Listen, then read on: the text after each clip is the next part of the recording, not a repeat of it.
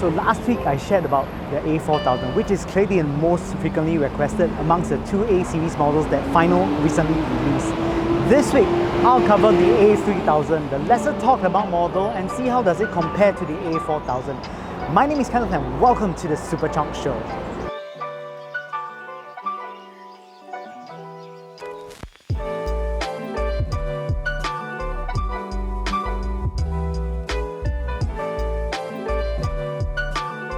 So let's just start first with build quality and case candies. Essentially the A3000 is built almost the same as the A4000, except that it comes in a nice dusty black colour rather than navy blue. Chassis is also made from a light but tough plastic that has survived my abuse. It feels solid despite being so light. It has a similar shape to that of the A8000, just like its brother the A4000. Well, since they are all based somewhat on it anyway, so I guess that's no surprise. The A3000 features the brand new F-Core driver unit that Final has developed from the ground up. Well, they need to develop this driver from the ground up to provide class-leading performance at a very affordable price point, rather than using the traditional aluminium that has been used in numerous dynamic drivers as the chassis. The A3000 actually has one that is made from brass rather than aluminium. This is to reduce the effects of magnetism. The A3000 also comes with interchangeable cables that features a 2-pin cable that you can replace should they get worn out. The stock 2-pin cable comes in a black cheapy plastic material, but honestly it's pretty much expected at this point. I don't expect a 16-core cable at this price point, right? Eartips on the A3000 is the same Final Type E eartips that was featured on the A8000 and A4000. Now these eartips are rather popular and also rather comfortable. The eartips come stored in a really nice carrying case for you to transport them around. So if you're a person like me who likes to carry a different array of eartips wherever you go, you'll find these really handy. Before I was just chugging them in my bag in a really haphazard manner, but with this case it really changed my life somewhat. It just made me kind of neater lah. And lastly, the last bit of case candy that comes with the A3000 would be the silicone case. It's exactly the same one as the one I showed last week with the A4000, where I accidentally dropped the A4000 in the case. But I can tell you the case works fine. My A4000 is still alive. It's taken a beating, but very importantly, it's still alive. It still produces sound, it still sounds good. The case for the A3000 is exactly the same as the A4000, so the comments on how I showed them last week is still valid. Fit-wise, it is exactly the same as the A4000 and A8000. Now, honestly, I had no issues with the fit of these earphones. They do have some angular bits, but they are not the parts that touches my ear in any way or form. The inner side of the earphone is actually a bit more rounded, and that makes it a lot more comfortable.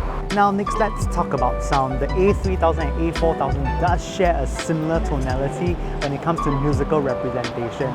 It does differ from the A4000 though, as it does not emphasize the mid-highs like the A4000.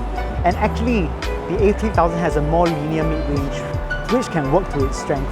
Now let's first talk about bass. Now bass on the A3000 is tight and fast, and if you're wondering why am I saying this and if this sounds like deja vu with regards to the A8000, because it's exactly like what I said last week, right? The bass of the A3000 is very similar to that of the A4000, with the only exception that the bass of the A3000 is actually a bit more elevated than the A4000. There is just a bit more rumble with the A3000, but it's important to note that this isn't the type of bass head earphones that can feel the whole soundscape with a lot of bass, and if you're looking for the club-like sound, these are not the earphones for you to get. If you like detail and resolution, these are probably the ones to consider. When it comes to complex bass lines, the A3000 actually does a very admirable job as it separates the bass, the running bass lines from the other parts of the music. Sometimes in lower end earphones, this gets a bit muddled up, but honestly, the detail and resolution of the A3000 is excellent. You get really good fast decay, and that aids in a very natural tonality. The A3000 features a linear mid-range that tapers naturally to the highs. Midrange is articulate with good details at this price range, and you can actually hear the breadth of singers and how they enunciate the lyrics with great detail and resolution. If you're coming over from warmer earphones, you might be surprised to hear the details that you have never heard before.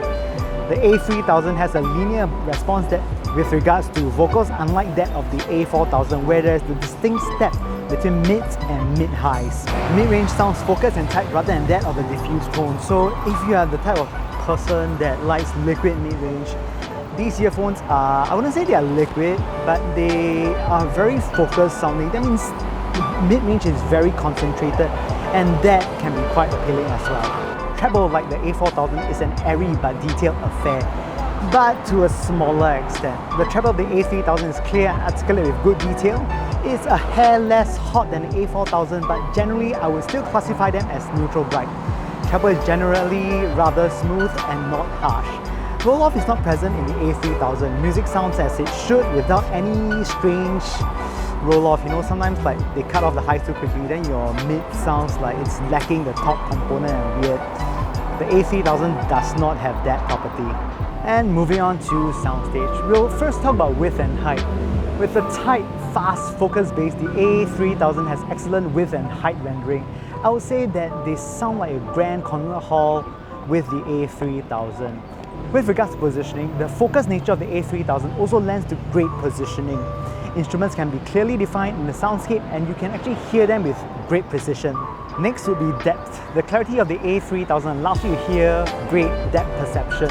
How forward or recessed an instrument is also rather clear. I usually like to talk about the orchestra because I listen to quite a lot of orchestral music, and one of my pet peeves is to find out where the instruments are.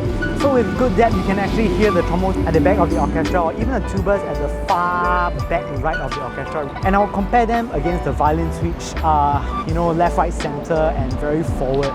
And I really like to get all these micro nuances and enjoy these fine details. And now, how does the A3000 compare to the A4000? Now this is the million-dollar question, right? The question that most people would ask, how do they compare? For me, I find the biggest difference would be that the A3000 has a bit more bass impact than that of the A4000. It is not more to the extent that I would say that they are tonally different. They are still similar in tonality, but it just has a bit more rumble than that of the A4000. With regards to mids, the A3000 has a more linear mid-range, so you don't hear a very distinct step between vocals. So if you are going for lower mids versus higher mids, the A4000 obviously has an obvious more focus and more raised element when it comes to female vocals compared to the A3000 that sounds kind of the same even though they are lower mids or upper mids. It doesn't really discriminate in that sense. Finally, in conclusion, the A3000 is equally as capable as the A4000 with its focus on aspects that the A4000 chooses not to focus on. It is not in any way inferior to the A4000 and does provide a slightly more dynamic listen with a linear mid-range compared to the A4000, which to get will really depend on you. I can't really advise on that. If you are one who likes to listen to female vocals distinctly, I would really recommend the A4000. But for the A3000, I would think that they're actually better if you listen to a good mix of male and female vocals because they sound both equally good and there is no distinct step. And on the whole, these are not earphones to suit your bass head nature if you really like bass. They are people who enjoy detail and likes a sense of space. They have good soundstage for a price point, and I think they can be easily recommended if you are that sort of listener. And with that, thank you very much for watching the Super Chonk Show. I'm trying to do one video every week. I moved the schedule from Fridays to Saturdays, and I think more people have a bit more free time to watch them on Saturdays.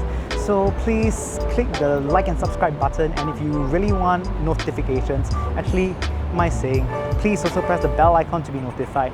And I hope to see you soon. If you got any comments on what earphone to review next, do let me know and I'll try to procure them if I can. Someone mentioned asking about the Campfire Comet.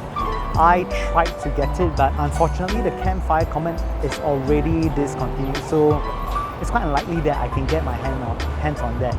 But anyways, with that, thank you very much for watching. I hope to see you guys soon.